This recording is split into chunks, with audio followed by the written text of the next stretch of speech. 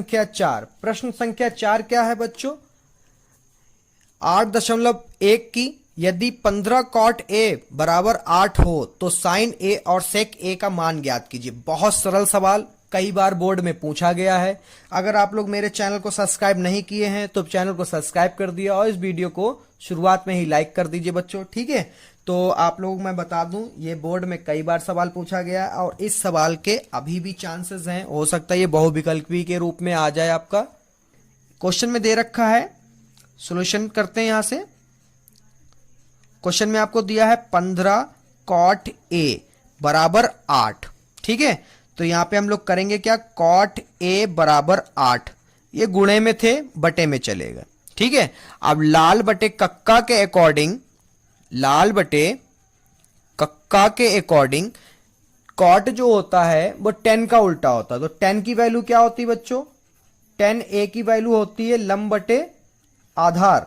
अब कॉट जो कि उल्टा होता है तो ये उल्टा इसको करेंगे तो आधार ऊपर और लंब नीचे, यानी हम इसको लिख सकते हैं त्रिभुज का तीसरा मान ज्ञात करने के लिए आधार और लंब, ठीक है।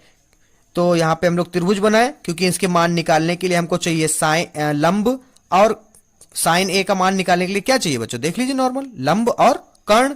और सेक का मान, सेक किसका उल्टा होता है वो भी आपको बता देंगे। तो सबसे पहले हम लोग तीसरी भुजा निकाल लेते हैं, त्रिभुज बना लेते हैं हम लोग ए बी सी। और बी क्या है? समकोण। तो यहां पे आधार, आधार ये वाली चीज होती है, आधार कितना? 8।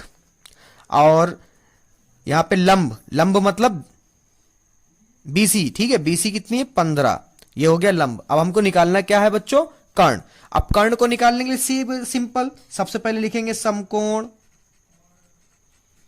त्रिभुज ए बी सी में, ठीक है बच्चों। उसके बाद में पाइथागोरस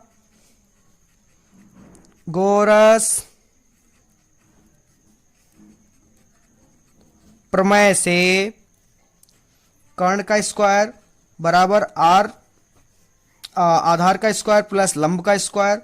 अब कर्ण तो हमको पता ही नहीं है, ठीक है, कर्ण निकालना है तो कर्ण को के ही लेते चलते हैं।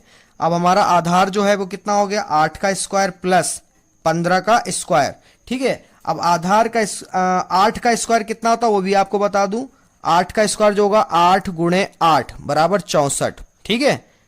अब हमारा 15 का स्क्वायर कितना होगा? 15 गुणे 15, ये हो जाएगा 225। कितना हो जाएगा? 225। चलिए देखते हैं। कर्ण का स्क्वायर बराबर आपका होगा 64 प्लस 225, ठीक है, 25 लिखा बेटा। अब इसको प्लस कर दिए, 225 में 64 प्लस करेंगे तो आपका आ जाएगा 5 4 9 6 2 8 और 2 का 2, तो ये आ गया के स्क्वायर बराबर आपका आ गया 289, ठीक है। 289 किसका वर्ग होता है? ये होता 17 का, ठीक है। 17 कैसे होता है देख लीजिए, बता देता हूं।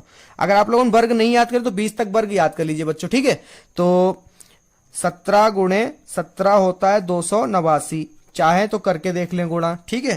तो कर्ण का स्क्वायर रूट जब इसके ऊपर ट्रांसफर करेंगे तो ये हो जाएगा स्क्वायर 17 का, और स्क्वायर से क्या होगा? रूट कट जाएगा तो के बराबर आपका आ जाएगा 17, ठीक है। अब निकालना है क्या बच्चों? साइन ए। क्या निकालना है? साइन ए।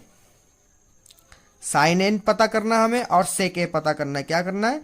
सेक ए, ठीक है। तो साइन ए तो आपको बता दूं लंब बटे कर्ण के अकॉर्डिंग,